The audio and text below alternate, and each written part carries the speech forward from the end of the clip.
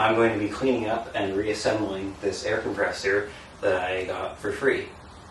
It's a pretty big unit with a brand new compressor on it. So I think it will be a pretty nice upgrade over what I currently have. Here is my current compressor. It works pretty decently, but it leaks and it's just not the biggest. It's still a fairly decent sized unit, but if I got a nicer, bigger one for free, I will take that. The main things I want to do are clean it up, since it's full of years of filth, and just reassemble it. Like I previously mentioned, this compressor unit is actually brand new. The motor is also fairly new and appears to be in very good shape. Here's a look at the information plaque on the back of the tank. You can see it was constructed in 1979. Here are all of the extra parts I got. Well, I guess not extra, just parts that came with it. We've got the regulator, other equipment here. Looks like an a water separator, and a bunch of nuts and bolts to attach everything back together. And it looks like I got a free handy box out of the deal that all the stuff was held in. So $2 score right there. To begin, I'm going to spray some of this grease lift all over it and let it sit, and then scrub it off.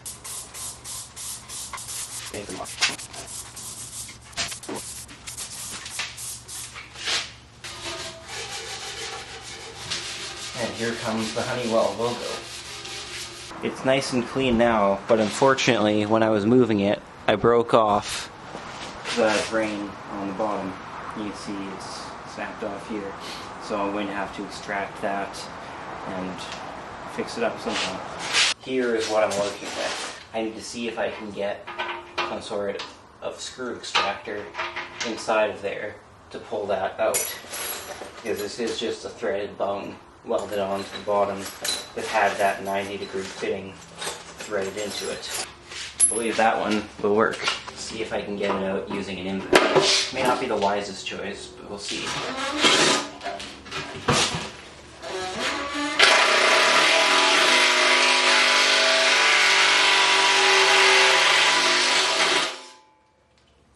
And there it is. It came out a lot easier than I expected. I thought this would put up a real fight. And there are some metal shavings in the bottom now. So I want to get a magnet and see if I can clean those out. My magnet didn't reach in there, so I'm going to use a pick and see how much of it I can get out. I think it's probably fine for now. I managed to get it fixed off camera. Hopefully everything is still airtight and I'll be able to use it like that, because I can still release pressure up here and I can drain on the bottom using that release thing. You can't really see it, and it's basically touching the ground, but it's there and it should hold pressure. Now it's time to install the motor and pump. I think I have them backwards. The motor actually goes over here based on the wear spots on the paint. And the compressor obviously goes here. Hopefully I can make this happen with what I have, because I do not have any other plumbing parts like this on hand. Before I mount this compressor on here, I'm going to see if I can hook this stuff up. Otherwise, if I can't hook this onto here, there won't be much of a point in mounting anything yet. After a lot of messing around, I finally got the air line from here connected to there. I had to desolder that piece there, move it to there, switch a bunch of stuff around to get it just barely long enough to reach, almost kinking the pipe to breaking a few times when I was bending it, because I am not a plumber and I didn't record any of the stuff I did because I was basically just figuring out as I went. But anyways, that is hooked up, so I will put the bolts in loosely so I can still kind of shift it back and forth and tension the belt, and then put the motor on and get things sitting alright. I'm not really sure what came from what with all these nuts and bolts, but I'm just going to try to find some matching ones and install 4 of them on each. Yeah, here are 4 matching sets that I will use for the compressor.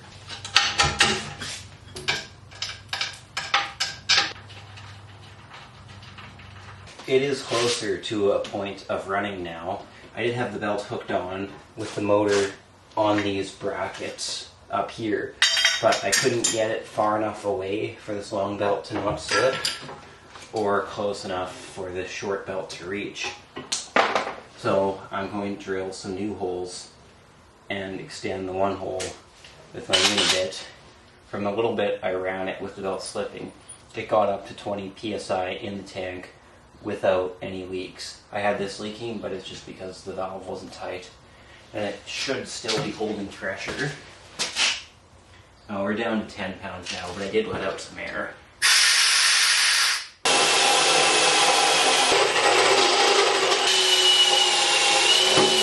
It wasn't the most fun, the dying 3 amp hour battery and my lesser Makita drill. It's still brushless, but not as powerful as my CHP 486, I want to say is the model number.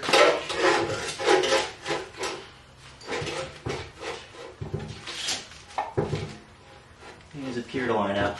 After some more messing around, getting the motor installed, I finally have this mounted to a degree where it'll spin without slipping. I now have it functioning with the pressure regulator in series with the motor. It appears to be working. I'm going to leave it run until it decides to shut off. We'll see what that pressure is. The pressure limit appears to be 70 psi. That's when the air compressor shut off.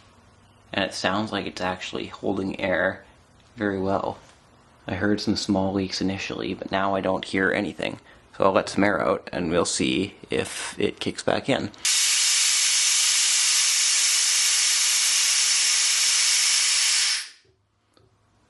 So we're down to 60 psi, it still hasn't kicked in.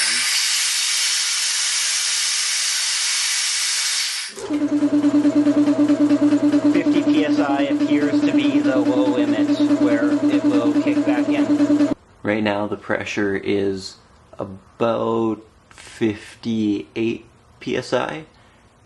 I will keep that in mind when I check on it tomorrow morning. It is now the next day. It has been about 11 hours or so, and I have not lost any air pressure. You can see it's still at around 58 psi. So that's a good sign. It's a lot more airtight than my other compressors. I picked this stuff up from Home Depot to make the disconnect. I got a lighted switch here so that I'll know when it's turned on. It'll just be handier from a distance. And this is the junction box I already had.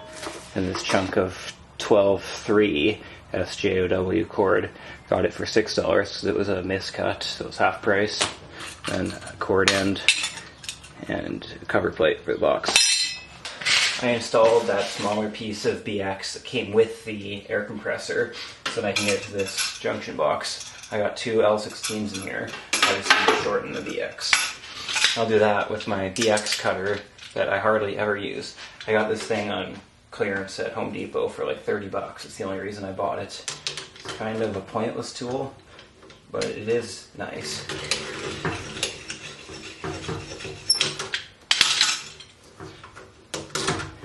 Leaves you with much nicer cuts than you normally get from the old break and cut method.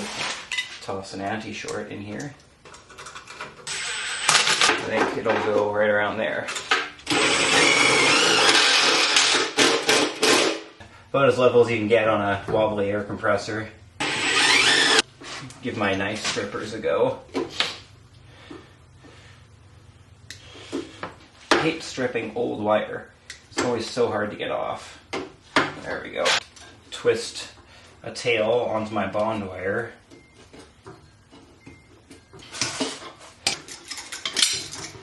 See which side's up.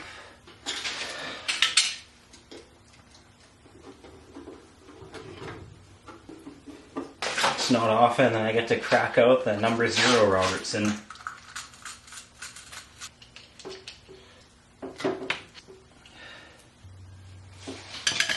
Okay, that's nice and installed. Time to plug this in and see if everything works. Oh, well, I had it upside down. So it lights up when it's off, I guess. And I need to take that off and spin it around.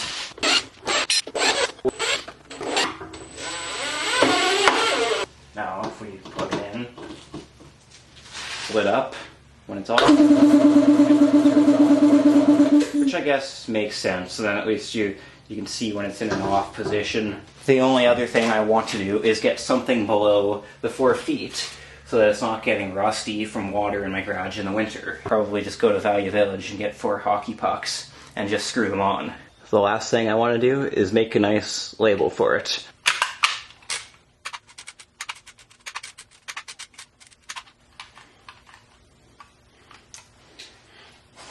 Here's what I went with: disco, short for disconnect, and off when illuminated. So turn it on, turn it off. Here is its final home. You can see that my short cord won't reach where I had it plugged in up there before, or over there to that open junction box.